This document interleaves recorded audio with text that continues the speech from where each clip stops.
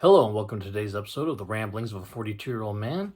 We are going to jump back into our Final Fantasy series with the next entry, which is Final Fantasy VI. I will freely admit Final Fantasy VI is not only my favorite Final Fantasy game of all time, but probably my favorite video game of all time.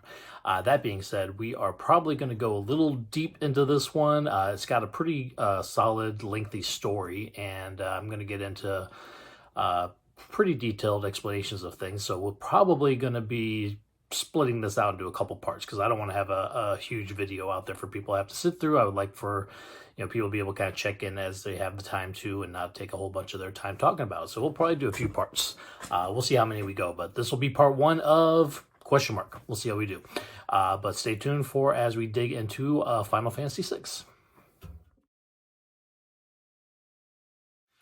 All right, so Final Fantasy VI was initially released in Japan and the U.S. in 1994. They actually released it in the same year. Japan came out a little bit earlier in the year, and then U.S. we got a little bit later.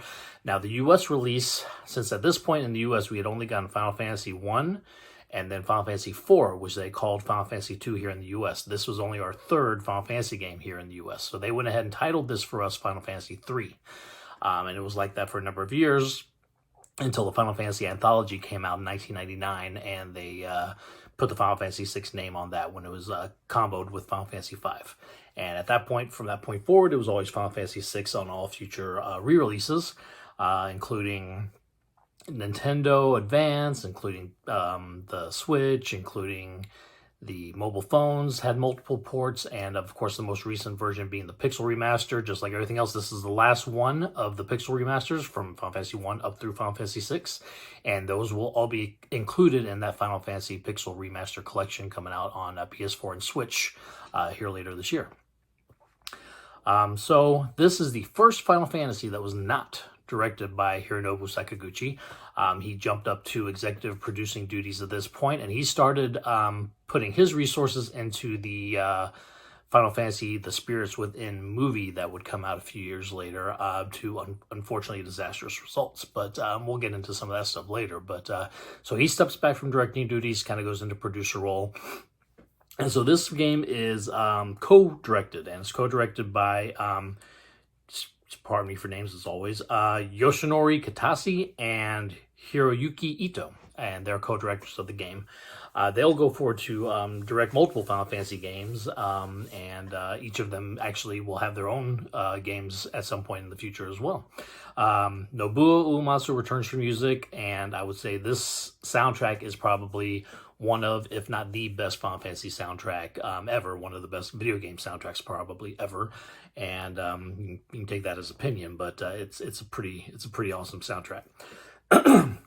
So the game was released to widespread critical acclaim, is widely considered to be one of the best RPGs of all times. It's actually made tons of top 10 lists when it comes to not only RPGs but video games, especially people that are kind of looking back at that NES era, that Super Nintendo era. This was definitely the highlight of that time frame. And so our next little section we're going to jump into will be getting into some of the gameplay aspects of Final Fantasy VI. So gameplay-wise, pretty similar to the Final Fantasies we've had up to this point for most things. You've got your world map, you got random battles, you got the active time battle that was introduced back in 4, you have your experience system, you got leveling system, you continue the 4 characters in your party like we had with pretty much every entry except for Final Fantasy IV. Now this is, when it comes to differences, Final Fantasy IV was probably our largest group of characters at that point. It was about a dozen or so.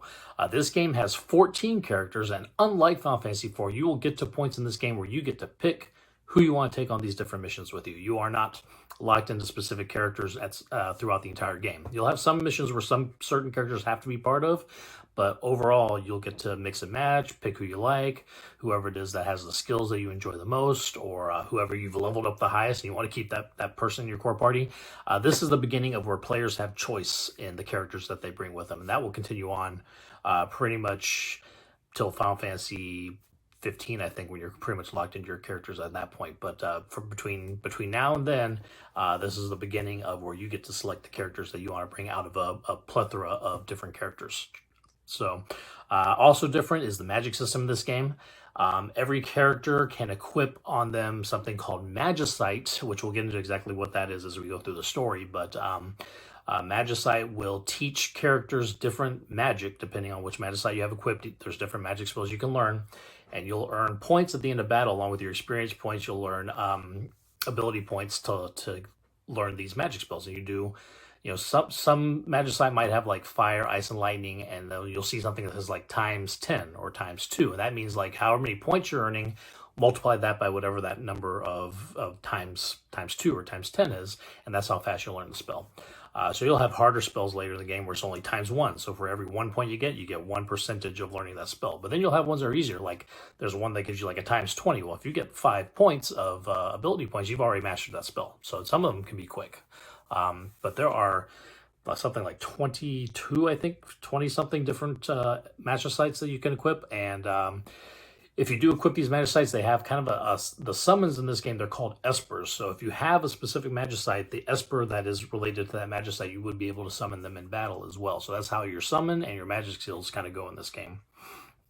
And on top of those, some Magicite have ability bonuses that you'll get. So if you are equipped with a certain Magicite and you go up a level, some Magicite might have magic power +1 or attack power +1. You'll get that bonus as you increase levels if you have that Magicite equipped. So it's kind of a way to customize your characters a little bit. You can make yourself a really super strong, tanky character by giving them a Magicite with an attack power plus every level they go up from, level 10 to 99, and all of a sudden they're huge on attack power.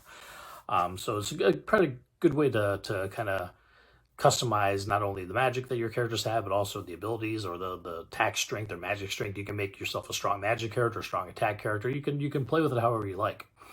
Now, each character, like I said, there's about 14 different characters. Each character has a special skill they bring with them. You'll have a character that has the steal ability. You'll have a character that has the throw ability, where they can throw like ninja stars or swords and stuff at people. You'll have a character that has a slot ability, where it'll play a little slot game at the bottom. Depending on what you get, it does a different attack or spell or something like that. Some of them are familiar. We've seen Steel before. We've had Blue Magic. We've seen that before. Then you'll have others that are very unique to the specific game, and we'll get into that when we start talking about the characters going forward. So our next real quick part will be about the setting that this game takes place on. All right, so the setting of Final Fantasy VI, up till now, most of our kind of settings have been almost maybe medieval a little bit, like Final Fantasy IV. There's castles and dungeons and evil empires, and a lot of that stuff is what we've had so far. Now, there is an evil empire in Final Fantasy VI, but the backdrop to that's a little bit different. It's a little more steampunk vibe. Now, there's still swords and magic and stuff like that, but it is a little more advanced industrial age kind of feeling a little bit. So it's a little bit of a change. So, you have your evil empire that is trying to take over the world like you always do, and we have a resistance group called the Returners, who are secretly trying to form and get together and defy this empire. And so kind of the backdrop to this is 1,000 years before our story starts, there was a war between humans and Espers, and that led to Espers leaving the world and pretty much taking magic with them, because Espers were the kind of source of magic. And they went to a hidden land of their own away from humans, and so there has not been magic in our world for quite a while. But now the Empire has managed to breach that world where the Espers are, get some of the Espers, start experimenting on them, trying to drain magic out of them and give it to people. So now magic is trying to kind of make a comeback, but it could be another start to another magic war again. And that's kind of the setting that we have for this game.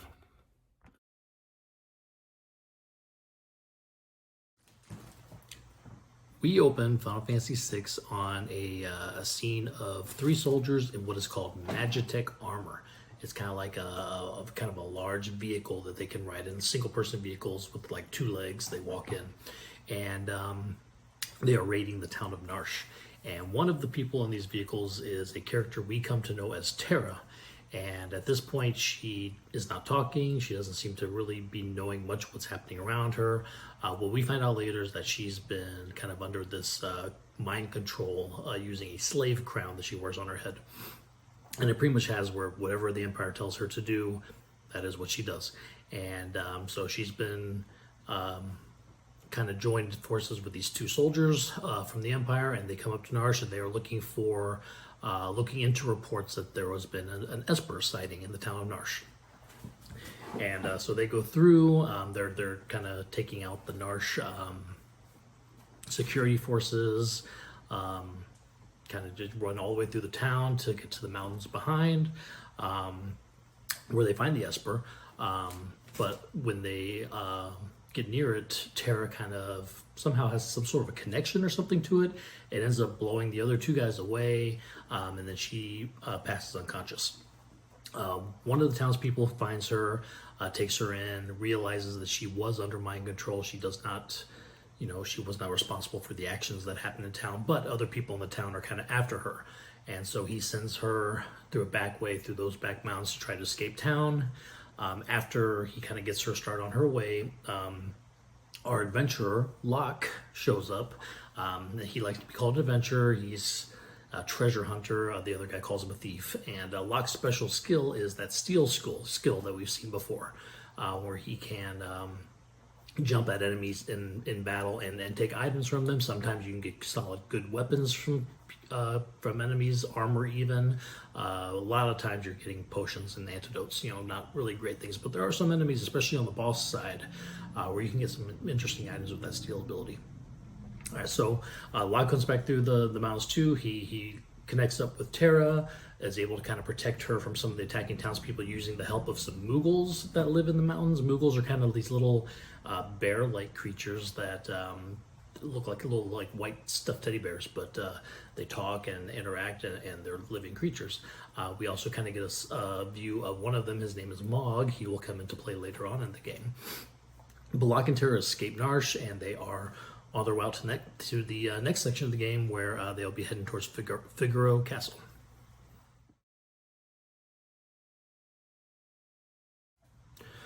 So Locke and Terra travel out of Narshe. They're heading towards the nearby kingdom of Figaro.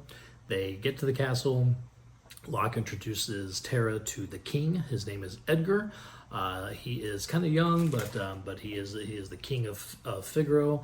He is going to be a joinable character going forward. He is also a member of the Returners, which is that resistance group that we talked about a little bit at the beginning. So Kefka shows up because he's heard that Terra obviously must have escaped Narshe. Now maybe she's coming here, and he wants to get her back. And so Edgar kind of is like, no, I don't know what you're talking about. I haven't seen her here. And Kefka has his soldiers attack the castle. So Edgar and Locke and Terra are able to escape from the castle. As they do so, Edgar tells his men to sink her. And what they do is they take the castle. It kind of transforms a little bit into kind of a sealed no windows, no doors kind of container, and sinks under the sand, escaping from Kefka as well. And so again, Edgar has now joined us. His special skill, he's a mechanic, and so he uses tools. And at Figaro Castle, we were able to buy like an auto crossbow, which is nice. It's like a crossbow that'll hit every enemy on the screen. It's one of the best early in-game attack modes, because you can attack every character on screen, and he does pretty decent damage with it. Eventually you'll get things like a drill and a chainsaw and something that will poison enemies, and so he has a lot of utility with that. As Edgar and Locke are taking Terra towards a cave, they'll take them away from Figaro Castle to South Figaro and closer to where the Returners are. They get into a battle where Terra uses magic for the first time. And Edgar and Locke are kind of in shock, like, oh my gosh, she can use magic. We have not seen magic in the world in forever, and so we're not quite sure. Terra doesn't know how she has it, so we're not quite sure how she's able to use it, but it is definitely a skill that the Returners would value very well in their fight against the Empire. So Edgar wants to take Terra to the leader of the Returners, Bannon. And so their next part of the mission is getting from where they are in Figaro over to the Returners hideout.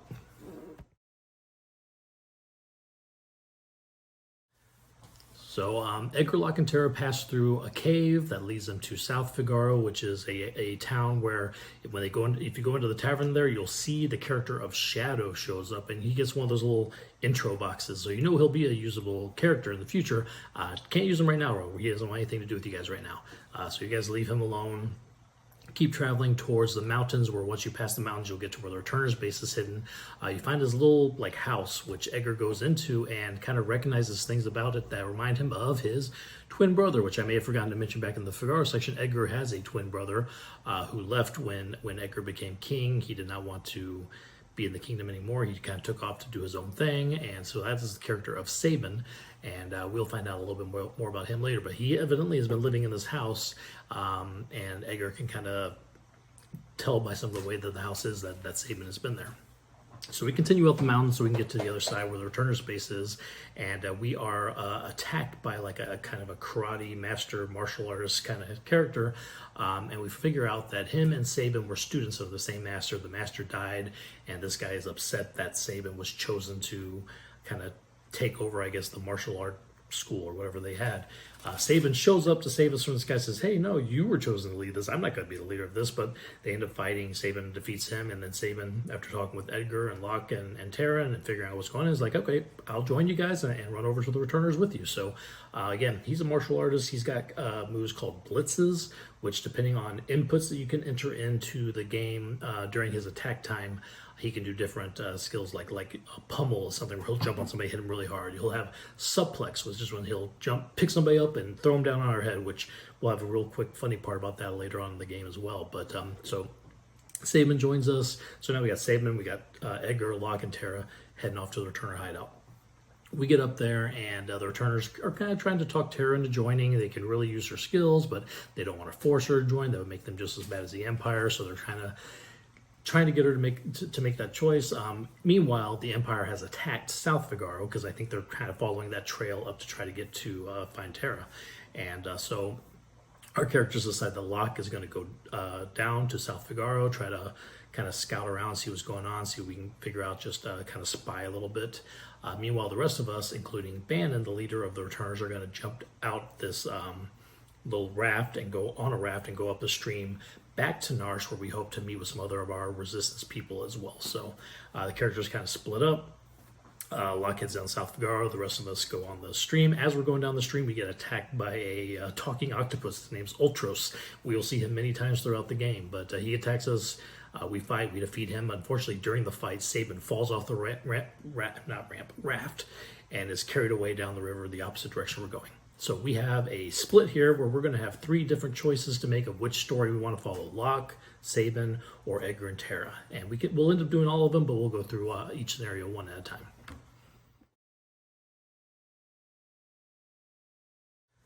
So we are to three different scenarios that we have to play out to get to the next portion of the game. Tara's one is pretty much the shortest. Her and Edgar are still with Bannon, traveling up the river, trying to get up to Narshe. We do that. We finish our little trip up the river. We get into Narshe. But again, they are kind of on guard for attacks from the Empire, especially if they see Tara, they would not be happy. So we kind of sneak around the mountain way that we escaped with Locke and Tara. Get to the townsperson who was kind of nice to Tara at the beginning, find out that he works with the Returners as well. He has talked to the elder of the town, and they're willing to kind of hear Edgar out about and Bannon out about what the plan is here against the Empire. And that's it. That's Tara's scenario. It's a very, very quick scenario. Locke's scenario was next. It's not much longer, but the great thing with Locke's scenario, he's in South Figaro. He is trying to figure out what's going on with the Empire, what they're up to, and now he's trying to get out now because he's kind of seen what they're doing. They are kind of after Tara and after kind of really, again, trying to control the world kind of thing. So taking the fact that Tara escaped somewhere on this continent as an excuse to go and lock everything down there. So he's trying to escape. He's going to kind of a underneath the basement area of a mansion where there's supposed to be a way out of town that's not on guard from the Empire. As he's escaping, he finds a kind of a dungeon area where the former Imperial General Celes is at, and she has been in prison for being a traitor to the Empire.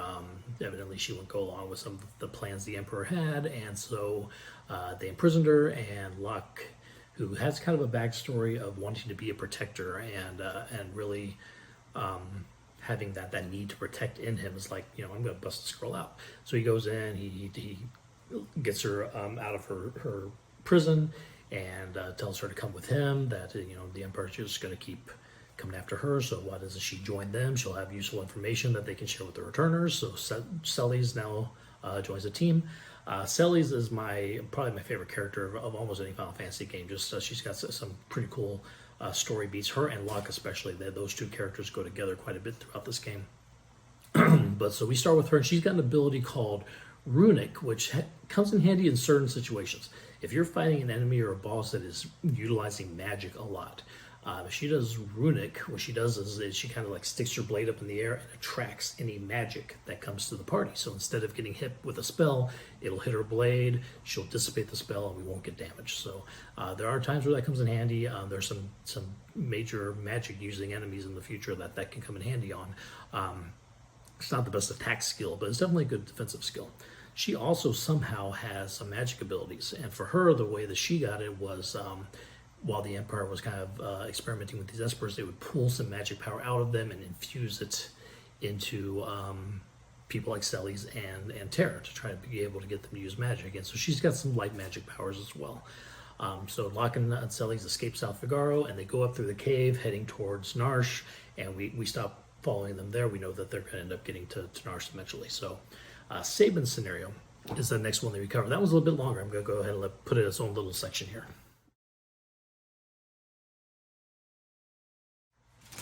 All right, so Sabin's scenario is definitely the biggest of the three. So he wakes up after getting washed off the raft. He wakes up kind of on this separate continent. There's a little house nearby. He walks in and he sees Shadow there, who we've met real quick back in South Figaro. This time he will join us, at least for a temporary basis. He's not going to stay long. He kind of, I think he rides the wind or whatever it is he says. He says something funny, but he will help us out for now. So we have him join us, and that's optional. You can choose to say no if you just want to be Sabin, but having an extra character is very helpful. So grabbing Shadow, you head on down, you run into this Imperial base, and you realize that they are attacking a kingdom nearby called Doma. We get a little scene of the kind of the head knight of Doma. His name is Cyan. Now Cyan also will be a playable character as well, and we see him kind of defending Doma, and Sabin and Shadow notice that Kefka is at this place, and he is poisoning the water supply for Doma. We witness him doing that. We're trying to stop him, but he's already kind of poisoned the water, and we end up chasing him off. So Cyan is at the castle. He's noticing all the citizens are dying around him. Luckily, he hasn't had any water to drink, evidently, so that's good. Unfortunately, his king has, his wife has, his son has, and almost every other citizen in Doma has, and the whole place is just, everybody's passed away. So he's infuriated. He attacks the Imperial encampment where he runs into us. We join him and we kind of fight our way through the encampment.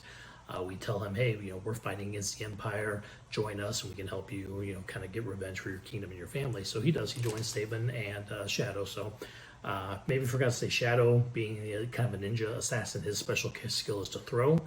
So he has like ninja stars and things he can throw. He can also throw swords and other weapons as well. Now, once he throws them, they're gone. So you don't want to have him throw some really great sword that you want to use because it's gone. But you can buy the ninja stars and things that you can use, and it comes in pretty handy. Cyan is a knight, and his skill is Bushido Blade. And pretty much what that is there's different, depending on the level that he's at, he can learn new skills that he can use. And these skills take a little bit longer than just a normal fight skill, but they will usually be a harder hitting hit too. There's even some that lets them hit like 4 times. Usually like 4 smaller hits, but if you add them all together, they're pretty solid hit. And things like that. So that's his skills tree. And so we are taking Sabin and Cyan and Shadow to the Phantom Force, our next stop down as we're traveling. And as we're going to the Phantom Force, we run into a train. And we're like, what the heck was this train? We jump on it hoping maybe we can use this train to get further along where we're heading. And we realize that we are on the Phantom train, the train that takes the dead to the afterlife. And so we travel through the train all the way to the front where we fight with the train itself. Here's a fun thing. If you do Sabin's suplex ability, he will lift the train up and slam it down on the ground. It is actually pretty funny. It's definitely a Final Fantasy VI staple, a meme kind of deal. But so we get through the Phantom train. Once we've defeated the Phantom train, says, yeah, I will drop you off as long as I can continue on to my journey to move these souls to the afterlife. So we get dropped off, but we do notice Cyan sees that his family is on their journey on the back of the train. So a little sad scene that his wife and son are able to say goodbye, so that's kind of good, but Cyan has definitely been emotional about it. So our next step is we need to to get to the next area where we're hoping that we can maybe get a ship to back to Narshe where we can meet up with everybody, is to jump down this waterfall. Well, at this point, Shadow's like, I'm peacing out. Thank you for all the fun. Thank you for hiring me. I'm out now. Shadow leaves. And so now it's just Sabin and Cyan. They jump down the waterfall. They end up on the Veldt, which is like this big open green space. And the battles are a little different. If you fight on the Veldt, you don't get any experience points. And what happens is you have a character that you'll run into, a young wild kid named Gao. And you can recruit Gao to join you, which you kind of have to do to keep moving forward. And his ability is Rage and Leap. And what he does when he's on the Veldt, and only on the Veldt, he can leap into enemies, and that'll end the battle. And then you go and you fight some more battles, and he will join back up again. And he will have learned any enemy skill that he leapt onto and that he returned onto. And the Veldt will have pretty much every enemy that you fought at this point in the game. And as you go forward and you fight more enemies, you'll eventually, all those same enemies could be found on the Veldt too. And he can learn all of those enemy skills as you go forward through the game. So now with Cyan and Gao and Sabin, Gao actually has a breathable mask that they can wear, where they can travel down this kind of underwater current that will take them to the town of Nakia, where they can find a ship that will take them to Figaro, and that's where they will then go and meet up with their friends in Narshe. And that is Sabin's scenario, much larger than the other two. But that kind of gets us to a reunited point with all of our party. All right, at this point of the game, all of our characters are coming together in Narshe, and we are going to go ahead and pause. That will be part 1 of our Final Fantasy VI coverage. I know that we're already probably going a little bit long for one of these videos, but we are maybe a third of the way through the game at this point, so we'll hopefully be able to do maybe 1-2 more parts to finish it up. Like I said, great game. The story is really good. Each of these characters have their own little background things that are going to be coming out, and please look out for the next video upcoming. I don't think I'll wait a week. I'll probably have it out here in another day or two, just depending on my schedule and stuff. But we will continue going through Final Fantasy VI, and I will be back next time with probably the Act 2 middle portion of the game. Thank you for watching.